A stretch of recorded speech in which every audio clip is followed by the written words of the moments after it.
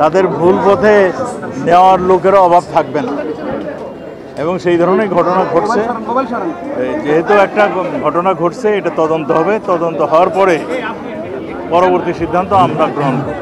তদন্তর আগে আমি কিছু বলতে পারছি মামলা ওঠার তো প্রক্রিয়া আছে না, সেইটা তদন্ত করার পরে আমরা বলতে পারবো যে ঘটনাটা কি হয়েছে এবং কারা উস্কানি দিয়েছে কিংবা কারা এখানে দায়ী, এবং সেগুলো আমরা তদন্তের আগে কিছু বলতে পারবো।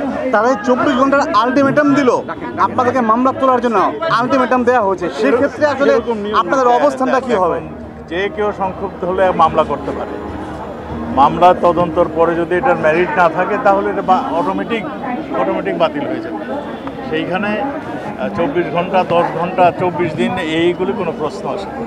এগুলো আমরা যদি মেরিট না দেখি বাতিল হবে, আর মেরিট থাকলে মানে এই ঘটনা অনুযায়ী মানে তদন্ত হয়ে তার বিচার ব্যবস্থা আমরা প্রেরণ করব। তারা পুলিশের আমার মনে হয় না পুলিশের ব্যারিকেড থেকে আজকেও তারা রাস্তায় নেমে এসেছে, আজকেও তারা রাস্তায় নামছে। আপনাদের করে তারা শুনছে না।